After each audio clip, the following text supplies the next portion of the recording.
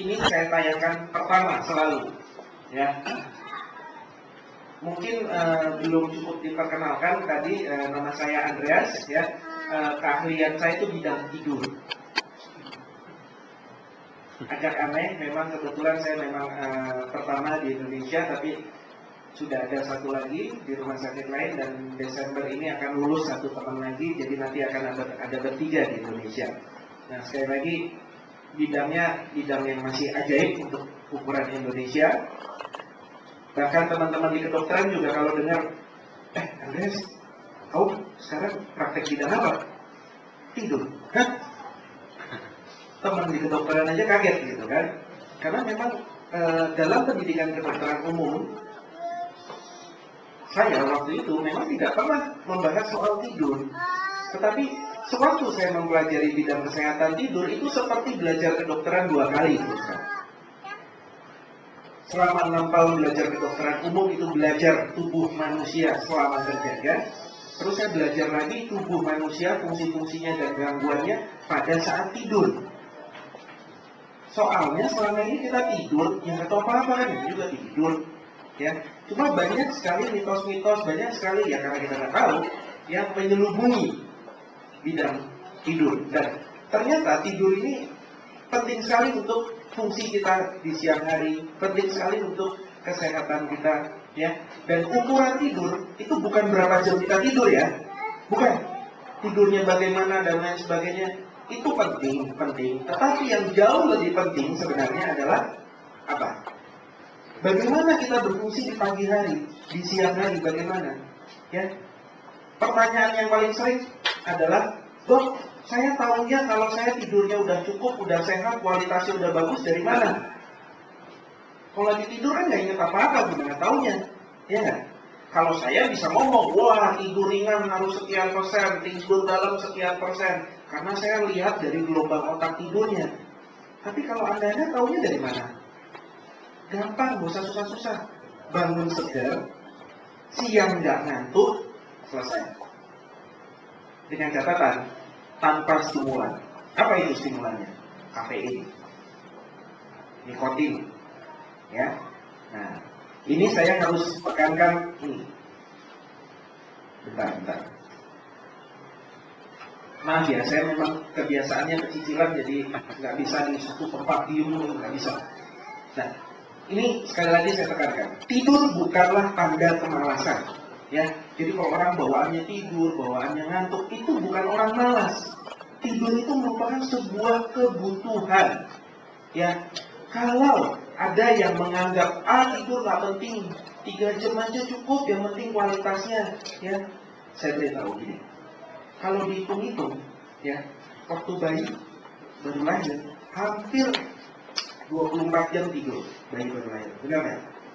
Terus perlahan berkurang jadi 12 jam. Anak SD itu masih 12 jam. Remaja itu masih butuh tidur 8,5 sampai 9 seperempat jam. Orang dewasa 7-8 jam. Ya. Kalau dihitung-hitung seluruhnya, kira-kira 1/3 dari hidup kita itu tidur. Bahkan kita lihat makhluk hidup lain, binatang dan lain sebagainya, selalu ada masa tidak aktifnya, ada masa tidurnya. Ya, kalau tidurnya penting, kita harus tanya kepada Tuhan. Waktu menciptakan kita benar nggak sih? Kok dibikin ada mesti tidur? Ya, kenapa? Karena tidur itu penting. Sekali lagi. Nah, kalau dari bidang saya, tidur itu justru langkah cerdas untuk meningkatkan produktivitas. Ya. Jadi kalau mau produktif, tidur yang cukup. Kan kita sering dengar nih, kalau mau sukses, mesti punya mimpi, benar nggak? Ya nggak? Kalau saya bilang betul, kurang mimpi nggak bisa sukses.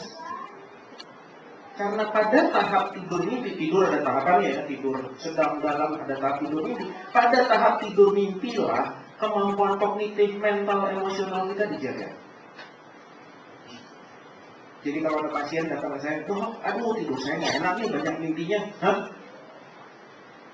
Banyak mimpi? Iya, mimpi saya banyak, ya malam mimpi berapa kali? Wah, saya bilang bagus, nggak cepat ikut. Karena tidur mimpi itu penting untuk perkembangan otak kita. Ya.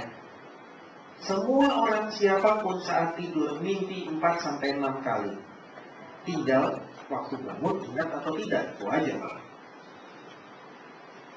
Selanjutnya,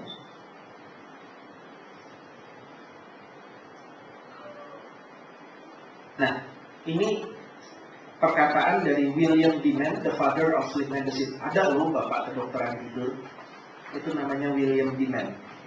Beliau mengatakan hundreds of thousands of people worldwide are dying each year in large part because undiagnosed and untreated sleep problems. Jadi beliau mengatakan bahwa banyak sekali orang di dunia ini meninggal karena gangguan-gangguan tidur yang tidak terdiagnosa. Terdiagnosa aja enggak, apalagi dirawat. Ya. Pernah dengar gangguan tidur bikin orang mati? Enggak. Belum pernah dengar ya? Nanti ceritain. Selanjutnya. Nah, ini pertanyaan saya. Pagi hari, ya, apakah di pagi hari Anda bangun segar, penuh semangat, tanpa perlu kopi ya. Kemudian di siang hari ya, merasa sulit berkonsentrasi pada jam-jam tertentu ya. Kemudian mengantuk, di tengah pekerjaan bisa ketiduran. Kalau nggak minum kopi, bisa ketiduran. Apakah Anda seperti itu? Kalau seperti itu, tolong slide selanjutnya. Nah, merasakan semua ini, bangun nggak seger, siang cepat capek, konsentrasinya mudah terganggu, cepat lupa juga, ya. Tadi naruh kunci motor di mana ya? Lupa. Atau bahkan nih, ada juga yang nyari di parkiran, motor saya mana ya? Oh iya, hari ini nggak bawa motor. Terus kira-kira kenapa tuh kalau begitu? Kurang ginkgo biloba. Slide selanjutnya. Kebanyakan orang kalau mengalami ngantuk, pelupa, tidak pernah memikirkan soal tidur. Merasa ngantuk, nggak semangat, lamban. Yang dicari apa?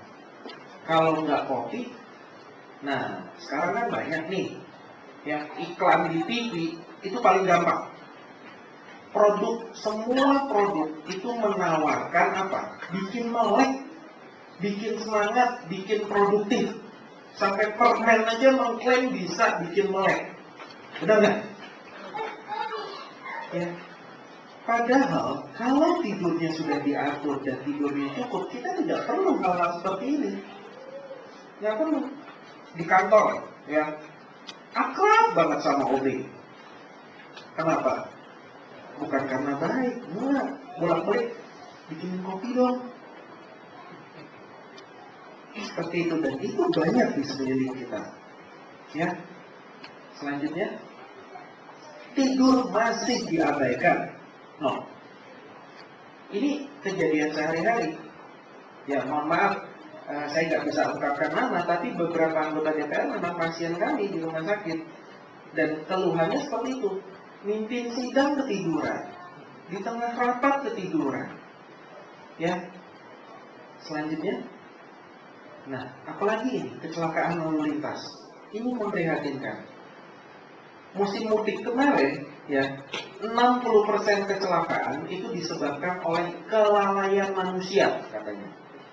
Kelalaian manusia. Tapi kenapa manusianya bisa lalai?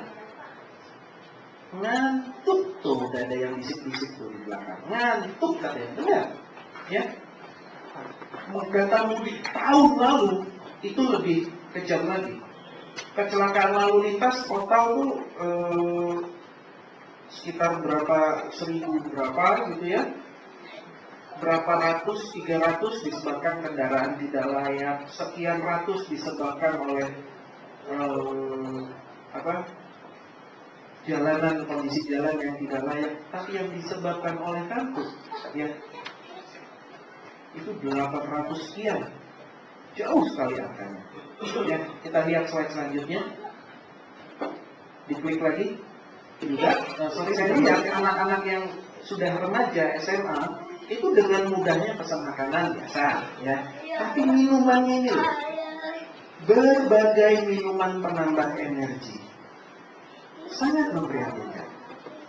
Ya, penelitian tahun 2000 berapa ya, saya nggak lupa, 2006 atau 2007 di Jogja, ini menunjukkan bahwa angka penderita gagal ginjal pada usia muda ini sekarang tinggi sekali dibanding sebelumnya pada usia yang lebih lanjut, tapi sekarang pada usia produktif. Dan ternyata setelah diteliti, kenapa? Karena konsumsi minuman penambah energi yang berlebihan. Ya. Padahal sekali lagi, kalau kita mau memprioritaskan tidur, menambah jam tidur kita, tidak mengorbankan waktu tidur kita, di pagi hari kita bisa tetap produktif tanpa perlu tambahan stimulan. Ya. Slide selanjutnya. Nah, konsep kesehatan sekarang, ya, kalau mau sehat yang dipikir apa? Jaga makan, olahraga, benar kan? Saya tambahin satu lagi, tidur yang sehat. Tidur yang sehat itu sebenarnya harusnya di bawah. Kenapa? Karena menjadi dasar. Dengan tidur yang sehat, satu, daya tahan tubuh kita baik. Daya tahan tubuh manusia itu hanya bekerja optimal pada saat tidur, bukan pada saat terjaga. Mau ditambahin vitamin berapa banyak pun, anak-anak kita kalau tidurnya nggak baik, gampang sakit. Cuma, ya, mau anak-anak tumbuh kembangnya baik, tidur lagi. Pada tahap tidur dalam dikeluarkan growth hormone, hormon pertumbuhan. Tidurnya terganggu, growth hormonnya terganggu, perkembangannya terganggu. Bahkan sekarang, sebelum seseorang anak didiagnosa sebagai ADHD atau ADHD, Attention Deficit Hyperactivity Disorder, anaknya hiperaktif, nggak bisa konsentrasi, ya.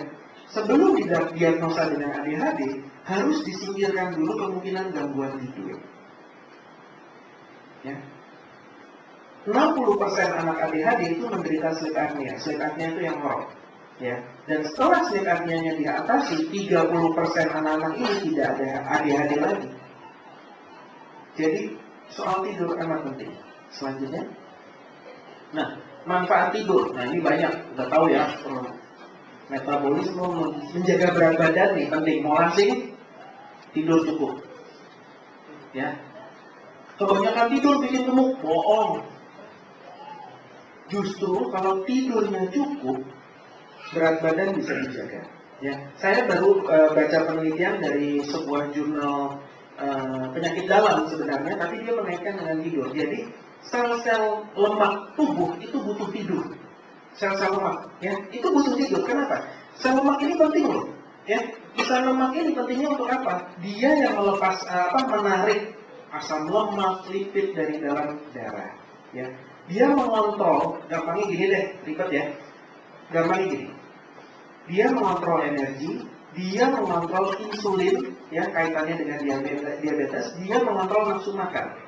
Ya, kalau kita kurang tidur, ya, itu diteliti bahwa kalau kita kurang tidur, sensitivitas sel lemak ini terhadap insulin turun 30%. Jadi yang cukup tidur sama yang kurang tidur dibandingkan, ya, ini penurunan fungsinya 30% pada yang kurang tidur. Ini sama kalau sel lemak ini dibandingkan antara apa? Yang gemuk sama yang kurus, ya, yang menderita diabetes dan yang sehat. Artinya, ada kemungkinan besar bahwa proses tidur ini amat penting untuk perkembangan penyakit diabetes. Dan untuk perawatan diabetes, saat ini disarankan tidur pun harus baik. Sejak bulan Juni 2008, International Diabetes Federation sudah menyatakan bahwa semua pasien diabetes mesti ditanya tidurnya. Cukup enggak? Ngorok enggak? Selanjutnya. Nah, kurang tidur akibatnya banyak. Ngantuk, kemampuan mental menurun, emosional. Ya, benar nggak? Kurang tidur emosional kan? Ya, kita kalau tidurnya cukup, bangunnya seger, semangat, emosinya positif. Tapi kalau kurang tidur, senggol bacok, daya tahan tubuh menurun, nafsu makan meningkat. gampangnya kalau lagi begadang bawaannya ngapain? Ngambil. Langsung makan meningkat, betul. Ya, begitu kita kurang tidur, begitu kita ngantuk ya. Kalau kita ngantuk, hormon grelin itu naik, hormon leptin rendah. Grelin itu adalah hormon yang meningkatkan nafsu makan. Leptin adalah hormon yang menekan nafsu makan. Akibatnya, nafsu makannya tinggi, nggak ada remnya. Sekali lagi mau langsing, tidur cukup. Tekanan darah dan gula darah berkaitan, kemampuan pengendara menurun. Ini yang harus saya tekankan. Selanjutnya, nah otomatis produktivitas juga akan menurun. Lanjut ya, nggak usah ini terlalu teoritis. Nah, gaya hidup sekarang adalah ya seperti ini, maunya produktif, ya. Kerja lembur, sampai rumah masih nonton TV, masih main game dan lain sebagainya. Ya. Akibatnya, pagi bangun nggak segar. Mengendara sudah jadi bahaya pada saatnya. Mengendara dengan kondisi mengantuk itu sama bahaya dengan mengendara sambil mabuk. Sama bahayanya. Ya. Kita bukan takut orangnya ketiduran, tidak. Tapi pada kondisi mengantuk saja, konsentrasi, kewaspadaan, refleks itu udah buruk. Itu sebabnya kalau di Eropa ya sudah ada aturannya, orang ngorok SIM-nya harus ditahan dulu, nggak boleh nyetir. Nanti saya akan jelaskan. Lanjut, nggak usah ini. Nah seperti ini gayanya sekarang kan, tempat tidur aja masih ngurusin kerjaan, ya. Ini nggak sehat tuh. Kenapa? Alam bawah sadar kita akan mengidentifikasi tempat tidur sebagai tempat aktivitas, bukan tempat tidur. Akibatnya, begitu mau tidur, gelisah. Rasanya serba enak. Ya, lanjut.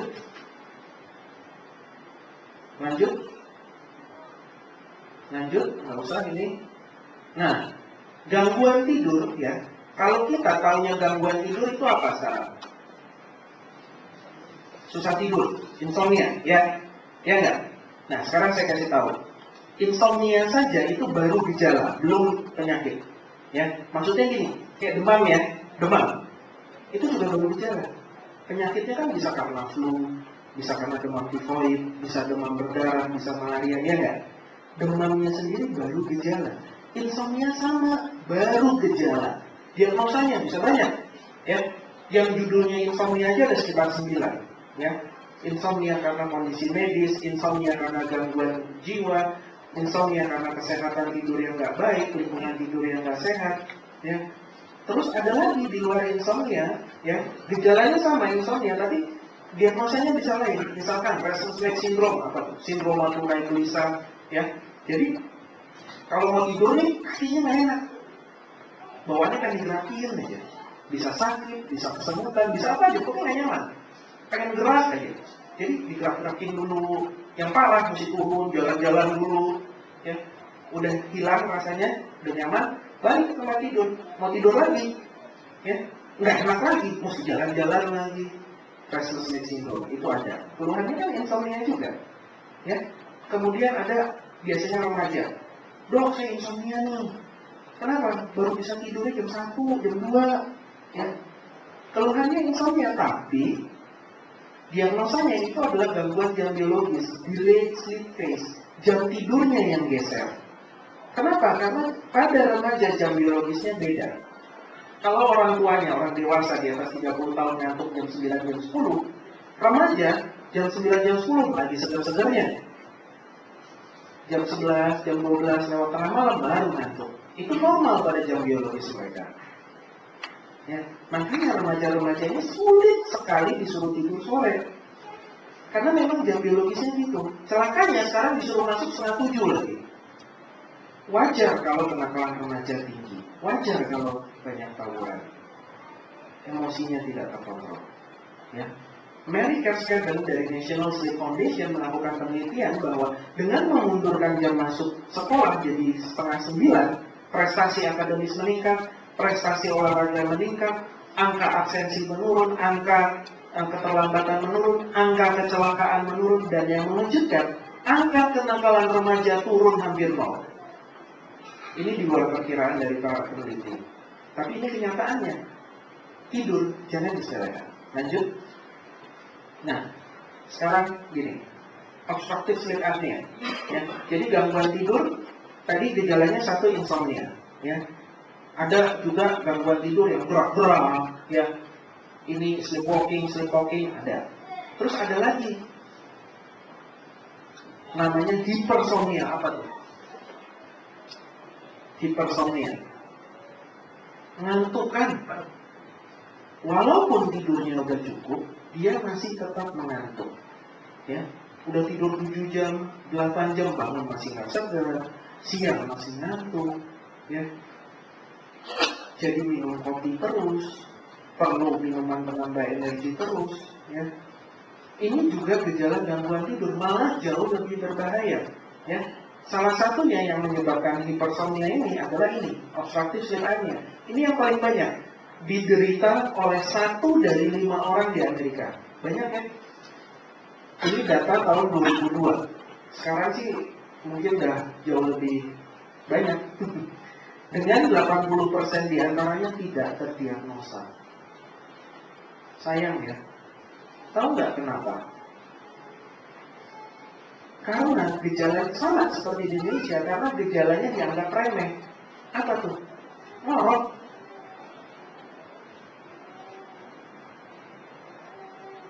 Akibatnya angka kematian morbiditas itu kematian akibat penyakit kardiovaskuler maupun perubahan perilaku jadi meningkat. Ya, karena apa?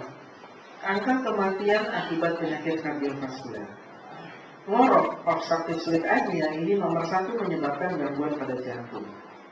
Ya, dia menyebabkan hipertensi, diabetes, jantung, stroke, disfungsi ereksi pada pria. Ya, menyebabkan, bukan resiko. Selanjutnya, jadi obstructive sleep apnea gejala utamanya ada 2, mendengkur dan rasa kantuk berlebihan, excessive daytime sleepiness atau hipersomnia tadi. Gejalanya 2 ini aja. Kalau ada 2 ini, tolong peringatkan, Anda bisa menyelamatkan nyawanya. Selanjutnya, sayang videonya nggak bisa diputar, saya contohin aja. Pernah lihat orang ngorok kan? Gimana orang ngorok? Maklum, kerjaan saya nih bikin orang tidur, jadi paling jago gitu ini. Ya, kayaknya lucu ya. Tapi pernah nggak lihat ngorok kayak gini?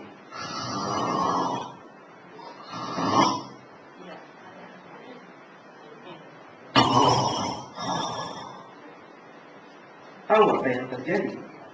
Waktu orang ngorok, saluran nafas menyempit. Oke? Kemudian suatu saluran nafas tersumbat. Ya, dia mengalami henti nafas. Henti nafas dalam arti bukan gerakan nafasnya hilang, tidak. Gerakan nafas masih ada, tapi karena tersumbat kayak dicekik. Seperti dicekik. Aliran udara tidak ada yang lewat. Ya. Kemudian kan dia sesak nih. Ya. Karena sesak, mekanisme pertahanan tubuh akan membangunkan otak. Ya. Untuk bernafas. Bangun nafas. Dan si penderita pun akan terbangun, ambil nafas, tidur lagi, ngorok lagi, terus berhenti lagi, dan berulang terus. Dia terbangun tanpa terjaga, nggak sampai sadar. Ya, kita sebut sebagai microarousal namanya, nama kerennya.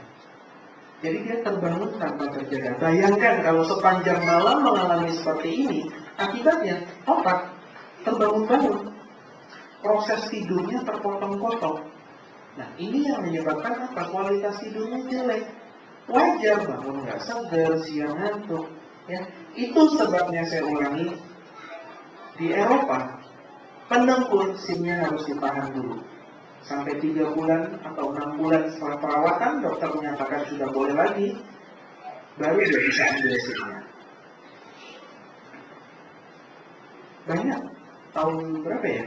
Belum lama tahun 2010 itu kecelakaan Air India, pesawat di India itu jatuh. Ya, waktu didengar rekamannya sesaat sebelum jatuh itu kedengeran, waktu belum jatuh kedengeran suara orang ngorok. Pilotnya tertidur dan kemungkinan besar sleep apnea. Banyak sekali pilot di Amerika di grounded karena menderita sleep apnea. Di Indonesia sayangnya belum. Ya, jadi kan saya kalau pergi-pergi nih naik pesawat, saya nggak mau lihat pilotnya. Soalnya kalau saya lihat, aduh ini kayaknya sleep apnea nih, langsung deg-degan. Nggak tenang saya, karena ya sorry, beberapa pasien saya pilot. Dan saya tahu tidurnya, dan saya takut. Selanjutnya, nah ini yang terjadi. Nah ini lihat orang lagi baring ya, ini kan udara keluar masuk nih, ya. Kemudian tidur nih, tidur, otot-otot ini, otot pangkal lidah ini kan melemas, ya. Akibatnya, ini kan sempit nih ya, lebar, sempit, lebar. Tekanan di sini tinggi, akibatnya, tolong slide selanjutnya. Nah, area yang lunak ini akan bergetar, ini yang bikin suara ngorok. Tapi lihat, suara ngorok, udaranya masih bisa lewat, nggak apa-apa. Bandingkan dengan selanjutnya. Nah, maka udaranya tidak ada yang bisa lewat, walaupun ada gerakan nafas. Nah, sekarang bayangkan, ini mompat terus, nyedot terus. Di sini mampet, akibatnya yang kesedot mana? Nih, bawahnya. Ini saluran apa? Saluran pencernaan. Akibatnya asam lambung naik. Ya. Kedua, ini naik turun terus, ya. Berusaha nyedot, tapi karena tersumbat, akibatnya tekanan dalam dada kan tinggi. Dan tekanan yang tinggi di dalam dada menghimpit apa di dalam? Jantung. Jantung itu kerjanya kan ngembang, mompak, ngembang, mompak. Untuk mengembang dia jadi kerja keras, kecepit kan? Jantung bekerja keras pada saat tidur. Bahaya kemana? Ke jantung. Ya. Kemudian orangnya kan jadi terbangun, ya. Kalau terbangun-bangun akibatnya apa? Sistem syaraf simpatis di otak aktivitasnya tinggi. Apa nih sistem syaraf simpatis? Ya. Pada saat tidur dia harusnya nol, tidak aktif, tapi dia aktivitasnya jadi tinggi. Pada saat kerja kan dia aktif, dan aktivitasnya baru tinggi kalau apa? Kalau stres. Stres pikiran, stres fisik, olahraga, nahan sakit, termasuk. Ya. Dan akibatnya pada saat tidur kayak orang stres, apa? Tekanan darah naik, hipertensi. Kemudian metabolisme terganggu. Apa? Glucose intolerance, insulin resistance, ya badan tidak mengenali insulin. Akibatnya diabetes. Kemudian satu lagi, kekentalan darah meningkat. Kemana ini? Jantung lagi, koroner, ya, stroke. Riki tahu, salah satu teman kita baru aja kena stroke. Ya. Dan dari hasil ronsen yang kebetulan dirawat di rumah sakit kami, saya lihat itu jantung gedenya 5 tahun. Usia sama saya Riki. Ngeri lihat jantungnya. Dan saya langsung tanya ke istrinya, ngorok ya? Iya, dia ngorok. Nah, itu dia. Masih muda, 38 tahun. Sleep apnea atau henti napas saat tidur menyebabkan hipertensi, diabetes, jantung, stroke. Menyebabkan. Slide selanjutnya. Nah, paling gampang itu ini, stop snoring, tired, jadi mendengkur, capek terus kelihatan nafasnya sesak waktu tidur. Dan ini satu lagi, pressure, high blood pressure, tekanan darahnya mulai tinggi. Karena apa? Kita lihat sejarah ya, ngomong sejarah sedikit. Penemuan sleep apnea, ya kalau dengar begini seolah-olah kan wah ngorok tuh bahaya. Terus dokter pada meneliti ngorok tuh bahayanya apa? Oh, ketahuan bisa bikin hipertensi, bikin ini, bikin itu, ya. Seolah-olah gitu. Enggak. Jadi sejarahnya awalnya dulu dokter-dokter lihat para ahli tidur awal tahun 70-an itu melihat ini orang hipertensi kok pada ngantukan semua ya. Coba yuk kita periksa tidurnya, ya orang-orang darah tinggi. Jangan-jangan narkolepsi itu ngantukan yang parah sekali. Begitu diperiksa, nggak ada narkolepsinya, tapi waktu direkam tidurnya, kelihatan, kok pada ngorok ya? Oh, kita rekam, nafasnya kita rekam. Jadi selain gelombang otak, direkam nafasnya, terus direkam jantungnya, baru ketahuan, wah nafasnya berhenti, wah jantungnya berantakan, dan lain sebagainya. Dari situ baru kita temukan namanya penyakit obstruktif sleep apnea. Justru dari pasien hipertensi. Selanjutnya, Nah, untuk pemeriksaan, nah ini nih alat saya buat ngintipin orang tidur, ya. Ada namanya laboratorium tidur, ya. Kebetulan di tempat kami Mitra Kemayoran itu rumah sakit pertama yang punya fasilitas ini. Dari tahun 2002 kita udah punya laboratorium tidur. Nama alatnya adalah PSG atau polisomnografi. Jadi pasien nyimak semalam, tempelin gelombang otak, nafas, jantung, ya, dari ujung kepala sampai ujung kaki ditempelin kabel, itu sistem tidur, udah, cuma pindah tempat tidur, ya. Tapi jangan bayangkan orang sehat disuruh gitu nggak bisa tidur. Penderita sleep apnea atau penderita yang mengantukkan, ya, baru dipasang aja nih kabel-kabelnya udah belum selesai dipasang, udah tidur. Selesai pasang, lanjutin tidur. Selanjutnya, nah, yang direkam gelombang otak, gerakan bola mata, otot-otot, jantung, kadar oksigen, airflow itu aliran udara, usaha nafas, satu lagi yang kurang adalah posisi tidur. Itu kita rekam juga. Selanjutnya, nah tantangannya itu seperti ini, kabelnya banyak. Terus kita bilang santai aja ya Pak ya, gimana mau santai kabelnya banyak begini. Ya, tapi sekali lagi jangan bayangkan orang sehat diperiksa gini nggak bisa tidur, ya. Tapi yang sehat juga beberapa pasiennya ya tidur aja ya, karena memang cuma pindah tempat tidur. Ini semua kan ditempel aja, nggak ada yang jarum apa segala, nggak ada. Cuma tempel tidur juga miring-miring dari kanan, tangan di atas, bebas, sama sekali nggak mengganggu. Selanjutnya, dulu alatnya segini selemari, kalau sekarang cuma tinggal satu komputer. Ini waktu di sini saya foto, dulu masih ada yang generasi pertama kayak gini, jadi semalaman itu susternya cuma ngelipetin kertas aja, gitu kan, pakai gambar rumput, dilipetin aja semalam tebelnya bisa segini, panjang malam. Kalau sekarang tinggal satu komputer aja direkam, selesai. Selanjutnya, nah jangan bayangkan laboratorium tidur banyak monitor, banyak alat kayak ICU gitu ya, enggak. Nih kayak gini, ya. Tempat tidurnya aja harus spring bed. Ya, pada kondisi khusus, ya, pada pasien-pasien khusus memang tempat tidur kita bisa ganti dengan tempat tidur pasiennya biasanya. Ya, tapi standar internasional itu harus seperti ini. Ya, kemudian dimonitor di ruangan lain. Selanjutnya, nah ini rekamannya nanti yang saya baca tuh gini, ya.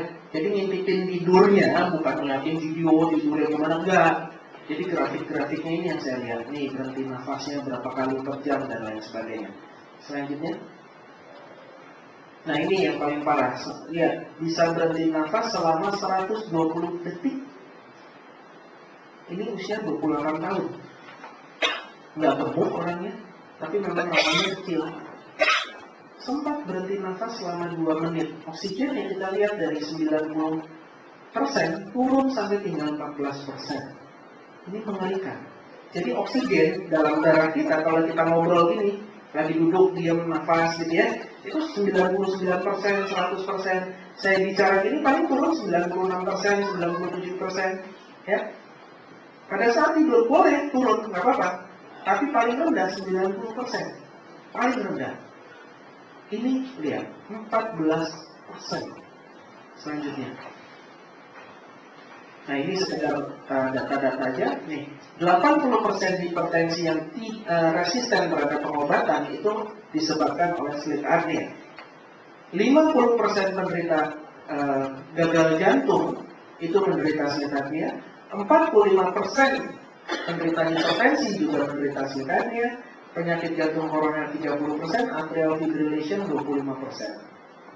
Jadi persentase yang luar biasa banyak, dan sorry itu saya di Indonesia masih diabaikan. Selanjutnya. Nah ini saya mau tunjukkan ini. Ini terbit tahun 2003, ya. Ini diakui internasional, ya. Joint National Committee (JNC) on Prevention, Detection, Evaluation, and Treatment of High Blood Pressure. Dokumen ini dikenal di dunia medis sebagai GNC-7. Jadi, perawatan hipertensi, dokter seluruh dunia patokannya ini. perawatannya, tahapannya ini. Seluruh dunia dari tahun 2003. Kita lihat. Di sini disebutkan faktor-faktor resikonya apa aja. Ini disebutkan nggak olahraga, kegemukan, kolesterol tinggi. Itu faktor resiko dari hipertensi. Tapi di sini penyebab dari hipertensi. Saya kecilan nomor 1 ini adalah apa? Sleep apnea. Nomor 1 penyebab, bukan faktor resiko. Kalau faktor resiko kan ya mungkin bisa, mungkin enggak. Tapi sleep apnea penyebab. Dan ini internasional tahun 2003. Sayang sekali di Indonesia masih diabaikan. Selanjutnya.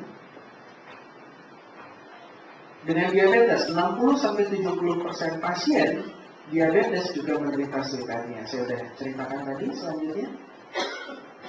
Next. Nah, perawatan dari sleep apnea. Nih, kalau di keluarga ada yang mendengkur, pertama disarankan ya kalau gemuk turunin berat badan. Oke?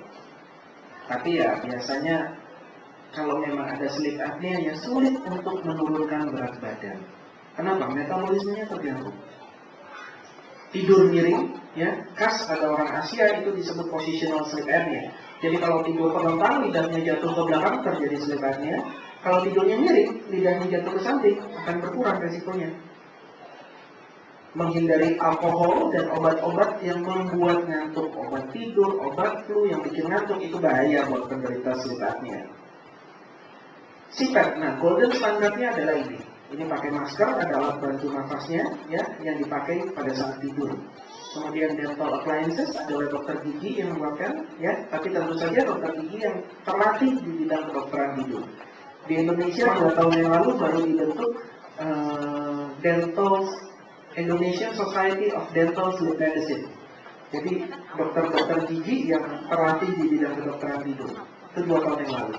Kemudian pembedahan juga dimungkinkan, tentu saja pada kondisi khusus saja. Next. Selanjutnya kayaknya rasanya udah cukup ya. Ini udah teori-teori aja. Sebagai kesimpulan, mudah dikenali tadi, stop dapat dirawat dengan efektif dan dengan perawatan yang tepat meningkatkan kualitas hidup dan mencegah berbagai penyakit berbahaya. Kualitas hidup ya, termasuk kualitas perkawinan. Uangnya nomor 3. Iya, kalau di Amerika, untungnya sama ini saya praktek belum pernah ketemu pasien yang sampai cerai. Paling berat bisa ranjang, itu sering. Tapi puji Tuhan di Indonesia belum ada yang sampai cerai. Tapi saya belum sampai ketemu. Oke, selanjutnya. Oke, terima kasih. Saya rasa cukup sekian. Bisa untuk yang jawab.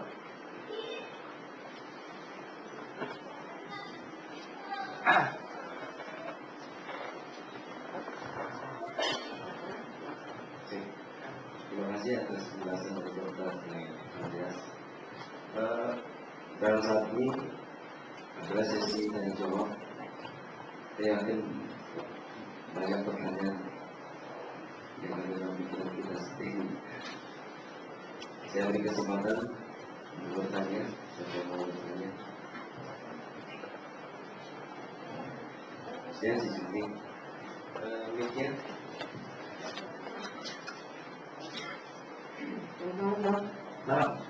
Dari kesimpulan tadi yang dengan ending, dikatakan salah satu perawatan pertama mengatasi sleep apnea tadi adalah tidur miring. Ya. Tidur miring yang dimaksud itu tidur miring berdiri biasa atau tidur miring yang karena ada yang bilang kayaknya tengkurap lebih bagus dong. Jadi yang mana itu? Kalau tengkurap ya, tentu saja dengan leher masih miring kan.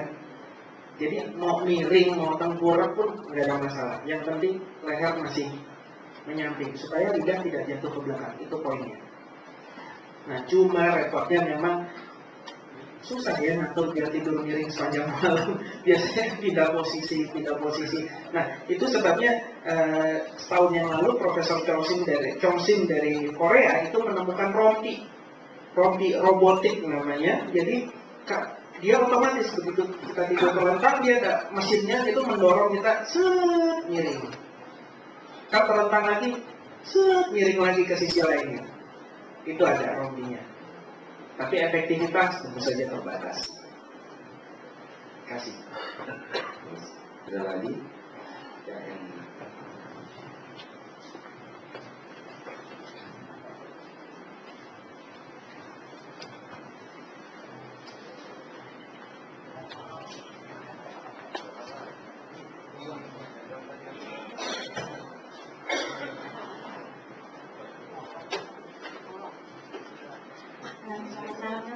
Malam. Kalau menurut tadi dokter bilang kan anak SD diusahain tidur tuh 12 jam. Ya. Tapi kan anak SD, anak sekolah sekarang kan kayaknya nggak mungkin gitu ya tidur 12 jam. Jadi setengah 7 dia masuk, jam 6 kurang kita mesti bangunin. Kalau ada ulangan lebih awal lagi. Aduh. Terus kalau tidur ya mau nggak mau kan kalau kita pagian jam 8 paling ya. Itu baru 10 jaman. Iya. Terus kalau siang udah nggak mungkin tidur siang kan karena ada les ini gitu. Terus kalau saya solusinya kan Sabtu Minggu kalau dia nggak sekolah, saya usahain mereka tidur siang. Betul. Iya, saya mau tanya kan selain itu kalau terus-terusan kayak gitu tuh efek ke anak itu dari jangka panjangnya gimana ya? Oke. Itu aja pertanyaannya. Itu terus satu lagi Oh, saya silakan. pernah dengar atau pernah baca kalau tidur yang bagus itu miring ke kiri ya. Iya, ya. Saya langsung jawab aja. silakan. Mungkin ada yang ingin menyampaikan atau menjawab dari yang lain. Ya. Saya boleh mau tanya, kebetulan tadi boleh tanya sama Lutfi mengenai tidur miring. Ya, kebetulan karena saya ini kan ada sinusitis ya. Jadi kalau tulang hidung saya bengkok, mau nggak mau kalau tidur terlentang itu nafasnya mampet. Ya, tapi saya usahakan mulut nggak terbuka ya. Nah, jalan keluarnya saya tidur miring ke kiri. Cuman saya pernah dengar kalau tidur miring ke kiri karena di sebelah kiri ada jantung itu katanya nggak baik. Oke. Sementara kalau terlentang mampet lagi gitu. Oke. Oke, pertama untuk menyiasati tidur anak-anak memang tidak ada jalan lain memang selain kita tambah tidur siang, di weekend kita tambah tidur, dan efek jangka panjang. Nah ini yang sulit terus terang. Karena kalau efek jangka panjangnya sih bisa kita lihat kayaknya sih nggak ada apa-apa gitu ya anak kita. Tetapi kalau saya tahu apa yang terjadi pada saat tidur. Saya senang sekali melihat memeriksa tidur anak-anak itu melihat gelombang otak tidurnya. Begitu masuk tidur mimpi atau tahap tidur dalam ini saya tahu ini potensinya lagi dibangun gitu ya. Salah satu tanda tidur mimpi itu kan mata gerak cepat kanan kiri di balik kelopak mata itu gerak pulang balik cepat. Saya tahu wah ini otaknya lagi berkembang ya. Jadi bahkan anak saya waktu masih TK pagi-pagi mau saya bangunin, aduh matanya lagi gitu, nggak saya bangunin, biarin aja mendingan bawa sekolah. Karena saya tahu ini ada potensi-potensi yang sedang berkembang. Namun sayangnya memang kalau sudah SD ya, apa boleh buat ya, anak-anak harus dibangunkan, harus masuk sekolah, dan efek jangka panjangnya pada kesehatan bisa dipastikan hampir tidak ada. Tapi potensi-potensi yang tidak muncul, mohon maaf, baik-baik. Non-reversible, kita tambahkan tidurnya pun kesempatannya udah hilang. Seperti itu. Jadi sebisa mungkin anak-anak kita jaga jangan sampai kurang tidur. Hanya itu yang bisa kita lakukan. Ya, sepanjang daya tahan tubuhnya bagus, konsentrasinya di sekolah bagus, ya sudah, nggak apa-apa. Ya, terima kasih. Oh ya, posisi tidur. Posisi tidur miring ini konteksnya adalah pada penderita sleep apnea. Ya, kalau pada orang sehat yang mau terlentang, mau miring sepanjang nggak ada gangguan sih silakan aja, nggak ada apa-apa. Ya, mau miring kiri, miring kanan tidak ada masalah. Posisi miring ke kiri dan ke kanan hanya penting pada satu kondisi. Hamil. Ibu hamil, perutnya sudah besar, udah nggak bisa terlentang kan? Harus tidur miring, ganjel guling, ganjel bantal. Dan disarankan paling baik itu miring ke kiri, karena vaskularisasi atau aliran darah ke rahim, ke ginjal itu paling baik pada posisi tidur miring kiri. Ya, kalau orang dewasa sehat, tidak ada ngorok, tidak ada sleep apnea, miring kiri, miring kanan, tidak ada masalah. Jadi jelas? Ada lagi yang mau nanya? Oh ya, kemarin jalan-jalan baru 2 di Indonesia loh. Saya waktu muda itu temen melek. Nah, ya. Tapi sekarang kalau malam saya tidur, saya bisa 6 kali, 7 kali buang air kecil. Tapi kalau sesudah buang air kecil, saya susah tidur. Jadi saya nonton dulu TV kira-kira 15 menit atau 20 menit, udah capek, baru mati TV tidur lagi. Dan pagi-pagi kalau jam 4 saya udah bangun, udah susah tidur. Sampai jam 6, 7 udah antar terus itu udah tidur lagi. Jadi siang-siang kan saya di kantor tidur sebentar, ketiduran terus. Gimana? Oke. Langsung Niki jangan jauh-jauh dulu, saya mau nanya dulu. Yang sebelah pasangannya, saya mau nanya, tidurnya ngorok nggak? Ada ngorok, pantas sering kencing. Iya, jadi salah satu gejala dari sleep apnea itu malam hari sering kencing.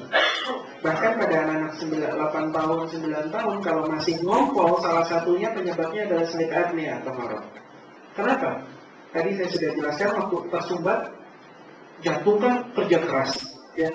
Kalau jantung kerja terlalu keras pada saat tidur, jantung akan mengeluarkan zat-zat yang sifatnya merangsang kencing. Sehingga penderita sleep apnea harus terbangun bisa 4 kali, 5 kali, ada yang cuma 2 kali untuk kencing. Ya. Nah, berkaitan dengan udah bangun nggak bisa tidur lagi, saya bilang wajar. Ya. Semua orang rata-rata bangun tidak mudah untuk kembali tidur. Dan cara yang sudah dilakukan itu paling benar. Maksudnya apa? Ini selalu saya tekankan pada semua penderita insomnia, pasien insomnia saya. Ya. Aturannya, tantangannya cuma ada satu. Tidak boleh berusaha tidur. Ya. Jadi kalau nggak bisa tidur, jangan di tempat tidur. Bolak-balik berusaha tidur. Yang ada makin gelisah, makin frustasi, makin nggak bisa tidur. Benar nggak? Jadi paling benar gimana? Nggak bisa tidur ya keluar aja dulu, nonton TV, baca-baca, ngapain aja. Udah berasa ngantuk lagi, baru kembali ke kamar, baru tidur lagi. Ya. Jadi kemudian jam 4 udah bangun nih, tidurnya kan kayaknya kurang ya. Tapi saya harus tekankan, dengan bertambahnya usia, kemampuan tidur kita, kebutuhan tidur kita memang berkurang. Kalau dulu tidur 8 jam, mungkin dengan bertambahnya usia lama-lama jadi cuma 6 jam. Apalagi kalau dulunya cuma 6 jam, tentu saja akan bertambah pendek. Cuma yang menjadi pertanyaan adalah bagaimana dengan kualitasnya. Kalau ada sleep apnea, saran saya sih kita harus cek. Kita harus cari tahu kualitas tidurnya baik atau tidak, ada henti nafas atau tidak, karena ini yang penting untuk kesehatan. Terima kasih. sudah cukup semuanya. Mungkin masih konsultasi om. Dan selanjutnya. Ya, CSK. Saya mau tanya, tahu Niki kan? Dia Kalau tidur ya suka ngorok, terus suka giginya itu loh gigi. Proses kok. Oke. Nah itu ganggu banget ya. Saya sendiri susah tidur gitu loh, kadang-kadang saya suka gitu, tapi berhenti sebentar begitu lagi. Braxismnya atau ngoroknya? Giginya dong. Giginya, oke. Nah terus yang kedua, saya punya anak kan yang gede 12 tahun. Itu dia kalau tidur walaupun capek atau nggak capek, terus dia suka teriak-teriak, terus suka kayak orang mukul-mukul deh. Oke. Heeh. Ngigau, parasomnia. Heeh, Oke. tapi kalau ngorok enggak, cuma Oke. suka teriak-teriak aja bikin kita kaget gitu. Hmm. Ya, Itu aja dok. oke. Soal bruxism dulu. Langsung ya. Ya, langsung aja. Bruxism, namanya bruxism yang mengeratkan gigi pada saat tidur itu namanya bruxism. Jujur, tidak ada obatnya. Tapi kita tahu cara menguranginya. Tidurnya harus cukup. Gampang. Tapi dengan jadwal hidup orang modern saya tahu agak sulit. Tapi itu satu-satunya cara. Ya. Dan untuk melindungi gigi supaya nggak keropos, ya, itu ada mouthpiece atau karet yang bisa digunakan. Ke dokter gigi aja biasanya minta dibuatkan pelindung gigi. Itu mereka bisa buatkan. Ya. Minimum karet-karet untuk yang kalau anak-anak atau orang dewasa baru pasang kawat gigi kan suka dikasih karet dulu pelindung tuh supaya nggak gampang sariawan dan lain sebagainya, itu bisa dipakai supaya email dari lapisan email gigi yang mengerat tadi nggak gampang tipis, ya. Tetapi penelitian terbaru menunjukkan bahwa kalau dulu kita pikir begitu dia mengeratkan gigi otaknya terganggu, tidurnya terganggu, tetapi penelitian terbaru membuktikan sebaliknya. Begitu ada gangguan pada proses tidur, langsung kret. Nah, gangguannya bisa apa? Ya, perubahan posisi tidur, gerakan pada saat tidur, ngorok. Ya, jadi nggak usah susah-susah, tidurnya cukupin dulu. Tidurnya udah cukup, masih ada masalah, baru kita pikirkan lagi. Ya, kemudian soal anak 12 tahun suka jerit-jerit, ya sleepwalking. Kalau zaman sekarang trennya pada ABG, ya, itu sleep texting namanya. BBM-an, status Facebook, status Twitter sambil tidur pada saat tidur. Ya. Jadi ini sebenarnya tanda dari apa? Balik lagi, kurang tidur. Yang khas biasanya ini kan masuk dalam golongan parasomnia. Parasomnia itu sleepwalking dan gerakan vokalisasi yang tidak normal terjadi pada saat tidur itu masuk golongan parasomnia. Ya. Dan ini khas biasanya terjadi pada 2 jam awal tidur, benar nggak? Atau udah late. Tapi menjelang pagi atau masih setengah tidur, tengah tapi lebih ke sore kan, bukan tengah terus ke pagi. Ya kan? Karena apa? Pada tengah ke awal tidur ini masih banyak dalam tahap tidur dalam. Jadi kalau mengigau itu terjadi pada tahap tidur dalam, bukan tahap tidur mimpi. Tidak ada kaitannya dengan mimpi. Stres dan lain sebagainya tidak ada kaitannya. Ya. Kenapa pada tahap tidur dalam? Karena pada awal-awal ya beban utang tidurnya masih banyak. Jadi banyak tidur dalam, nah keluar itu. Meminimumkannya gimana? Hilangkan, sorry, nggak bisa, udah bakar. Tapi meminimumkannya adalah dengan apa? Ya utang tidurnya kita minimalkan. Caranya gimana ya? Tidurnya ditambahin. Jam tidurnya kita geser perlahan-lahan lebih maju, lebih sore, supaya tidur lebih awal. Dan lihat, intensitasnya akan berkurang. Lama-lama hilang. Ya. Terima kasih. Ada lagi? Ya, Om. Sebelum pertanyaan satu lagi, pasien saya ada yang sleep cooking and sleep eating. Jadi tengah malam dia bisa turun ke bawah, buka kompor, masak indomie, matiin kompor lagi, makan, naik lagi ke tempat tidur lagi, bangun-bangun kenyang. Nggak bisa kurus orangnya. Tengah malam makan mulu. Tapi udah sembuh. Ya. Mau ini tanya itu suami saya Pak Andres ya, kalau tidur itu dia ngorok itu kayak orang terbangun gitu, terus tapi dia nggak sadar, dia tidur lagi gitu, ngoroknya itu kenceng kayak napasnya dicekik gitu. Terus dia punya kebiasaan tuh dari kecil ya kata mamanya ya, sampai hari ini tuh dia tidurnya tuh kalau orang kan bantalnya 1, dia maunya tuh 2 gitu baru bisa tidur. Itu apa itu pengaruh dari bantalnya atau gimana gitu, dan bagaimana cara untuk mengatasinya gitu? Kata mamanya dari kecil, bantal 2. Saya nanya, dari kecil ngorok nggak? Itu ngorok sih ngorok, tapi nggak sekencang sekarang gitu. Nah itu jawabannya.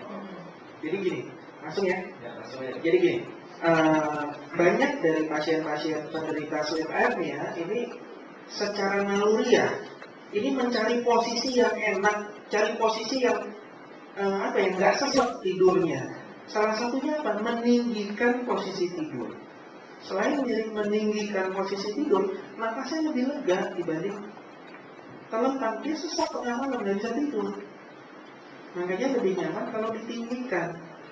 Ya, saran saya periksa deh. Untuk mengatasi ngorok atau sleep apnea, saya nggak bisa.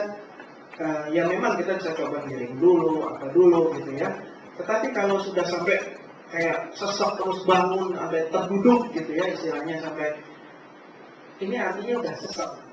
Pada saat tidur udah sesak. Kalau saya harus cek tidurnya, saya intipin tidurnya semalam, ya.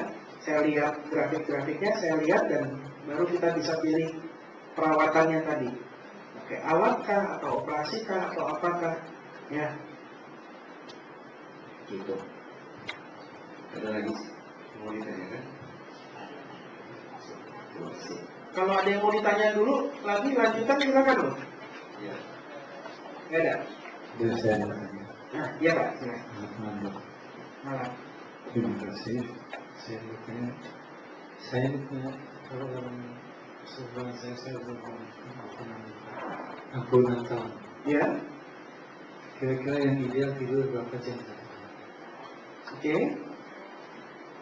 Kalau menurut dulu sepengetahuan saya, kira-kira tidur 6 jam atau jam cukup.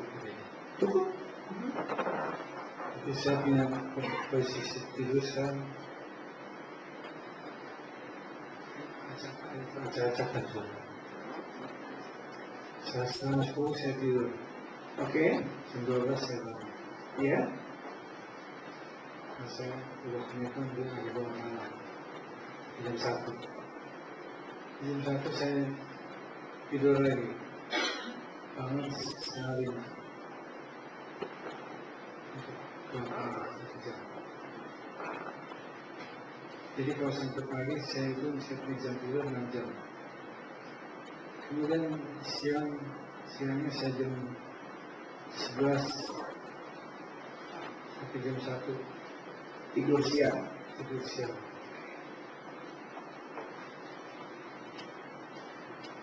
Kemudian jam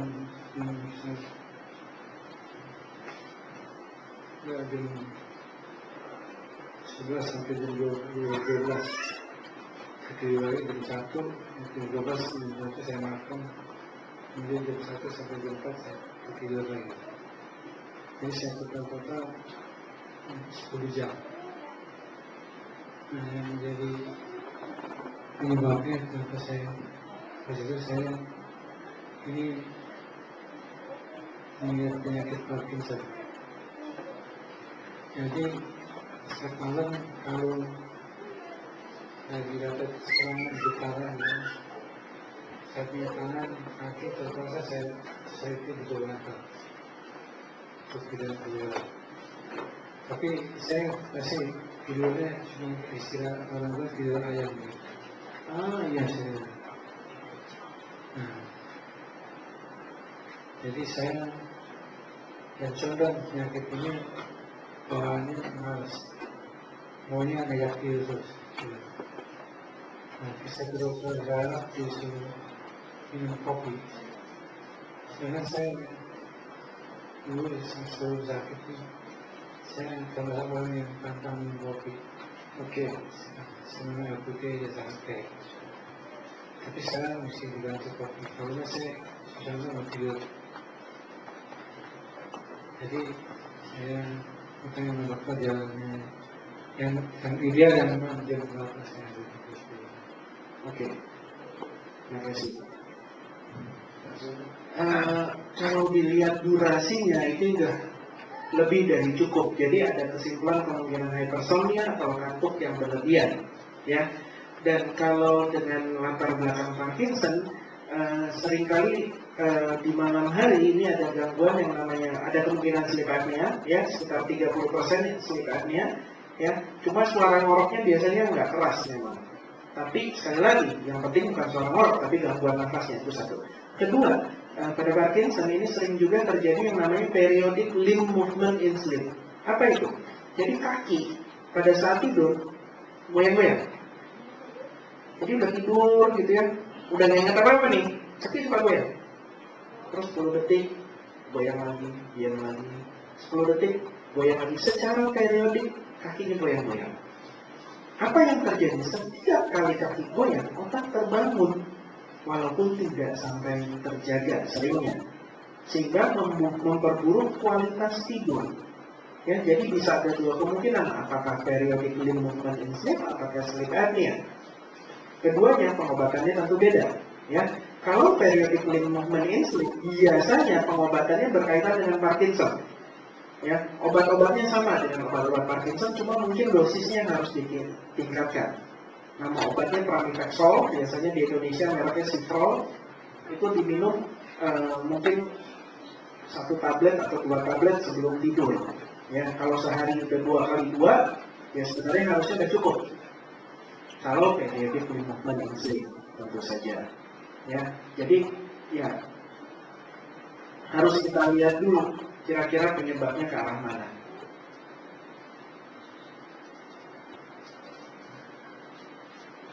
Kalau saya tidur sama istri saya baru di kiri di kanan.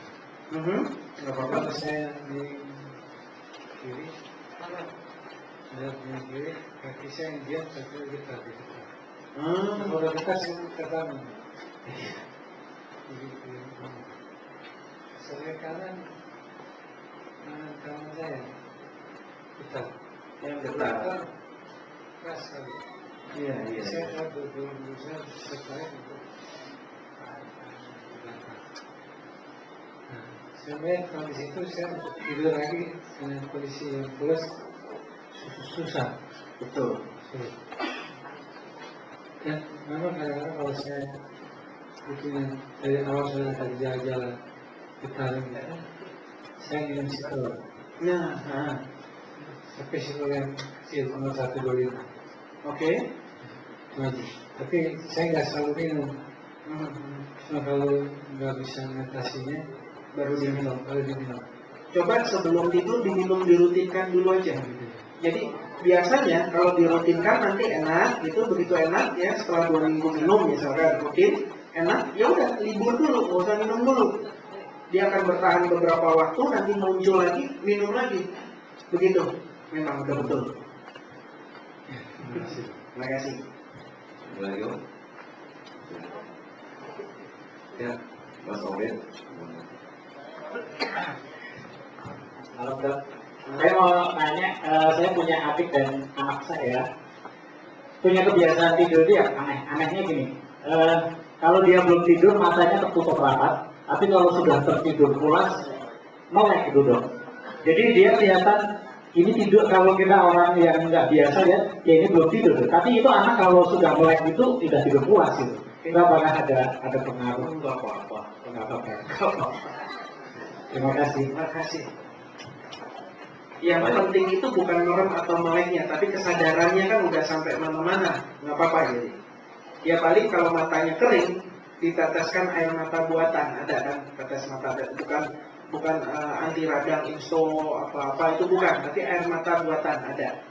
Tetesin itu aja supaya nggak kering. Kalau saya mau tanya, Ya. dulu anak saya sekitar 7 tahun yang lalu pernah ngalamin itu apa yang sedap itu. Oke. Tapi itu karena dia ada Android dan amandel, jadi diangkat. Iya. Sekarang sih dia nggak nafas sampai berhenti gitu, Oke. tapi kadang-kadang dia masih ngorok, walaupun dia hidupnya miring gitu ya, Oke. masih ngorok tapi teratur gitu. Itu berapa kali? Gini. Oh, salah satu itu. Oke. Kalau Androidnya apa katanya? Saya pernah dengar itu bisa timbul lagi gitu. Jarang, adenoid jarang muncul lagi. Ya, jadi gini, apakah berbahaya apa enggak? Terus terang saya nggak tahu. Karena gini, kalau saya patokannya saya harus lihat dulu tidurnya, karena masih ada nggak gangguan nafasnya? Ya, itu hanya, ya sorry to say, kalau yang saya contohkan tadi itu kan yang parah, ya yang kasat mata. Tapi banyak sekali yang tidak kasat mata dan itu harus diukur lewat perekaman-perekaman nafas dan fungsi-fungsi jantung pada saat tidur. Itu baru kita tahu pasti. Kemudian kesan saya, memang kalau pada anak-anak penanganan pertama kalau ada sleep apnea, ya kalau orang dewasa di atas 5 kali per jam henti nafas itu baru tidak normal. Kalau pada anak-anak 1 kali per jam itu udah nggak normal. Ya, itu sudah indikasi untuk apa? Kalau pada anak-anak penyebabnya nomor 1 memang amandel dan adenoid. Itu yang harus diangkat dulu. Itu sebabnya setelah diangkat hilang henti nafasnya yang kasat mata. Tapi sekarang kan ada ngorok nih. Pertanyaan saya, orang tuanya ada yang ngorok nggak? Ada. Ya udah, itu dia. Iya, itu benar gitu ya. Iya, karena gini, struktur di dalam sempit. Biasanya karena struktur yang di dalam ini sempit, ya. Dan struktur yang di dalam ini ya kayak ya wajah ya. Wajah orang tua anak mirip. Onderdil dalam mirip juga.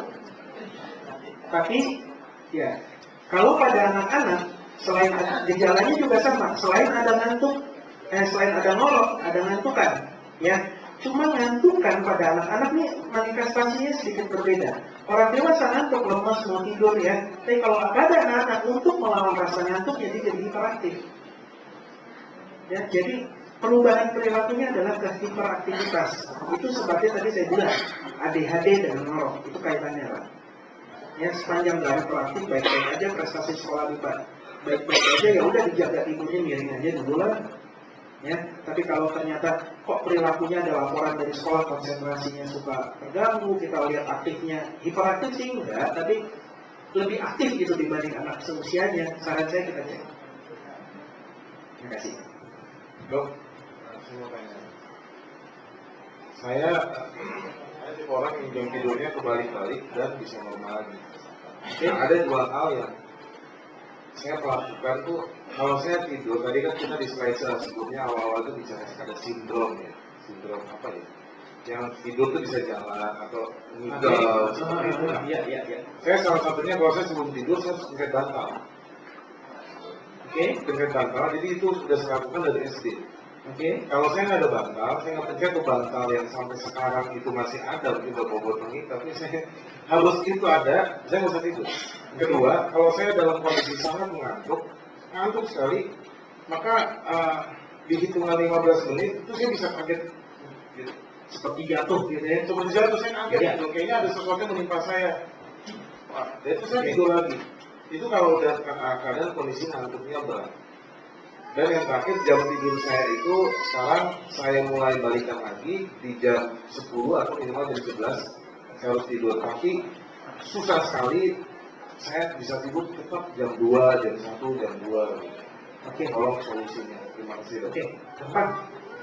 Kalau yang soal mencet-mencet ya itu apa boleh buat, itu kebiasaan. Ya, itu nggak apa-apa. Ya, paling ya teman tidur yang terganggu ya. Tapi sepanjang bisa terima ya udah biarin aja. Ya. Terus yang kedua, soal apa tadi? Saya lupa. Kaget. Kaget. Itu namanya hypnic jerk.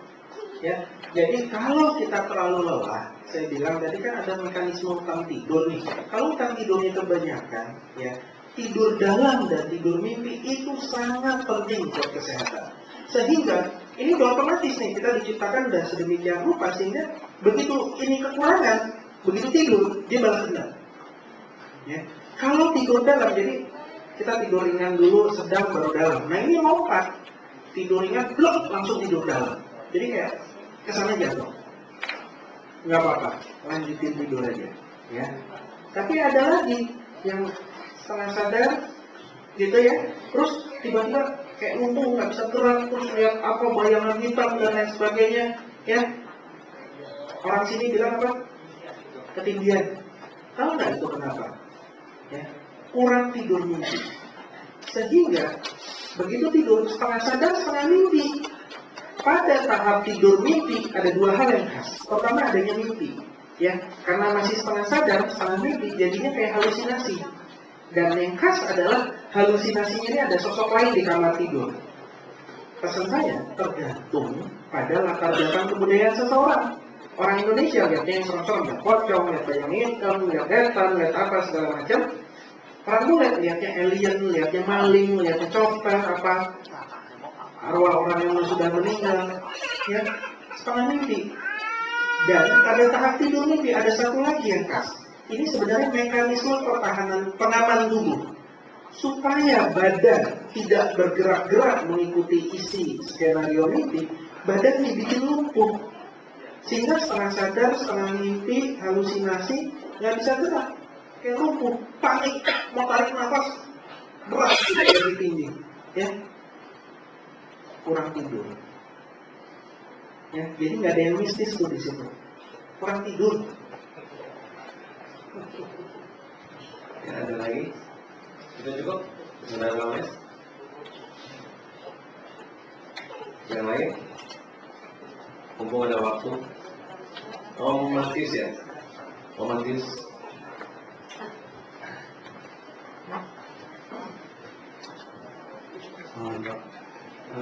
Saya cuma mau tanya, kalau saya lagi duduk atau bahkan udah tertidur ya, suka ngorok kayak tadi, terus kaget ya kaget tapi bisa tidur lagi begitu lagi. Terus yang kedua ya kata orang ini, kalau tidurnya ngorok itu mungkin dia kecapean banget, jadi dia ngorok. Apa benar begitu? Oke, Itu aja. kalau saya sebaliknya Pak, justru ngoroknya itu yang bikin kita capek terus. Jadi sekali lagi takut berlebihan, jadi mudah sekali tertidur. Mau dimanapun, kapanpun tiduran. Dengerin lagi sebentar, tiduran lagi. Ngoroknya yang bikin capek.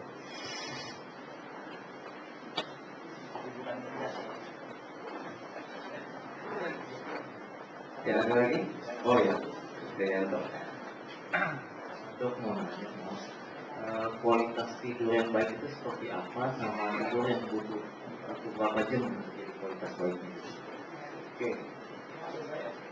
Gini, tidur ini ada tahapannya. Tidur ringan, sedang, dalam, mimpi. Oke? Tidur ringan itu kira-kira 5% dari tidur. Syaratnya kualitas tidur yang baik ya. Kemudian tidur sedang itu 50% dari total tidur.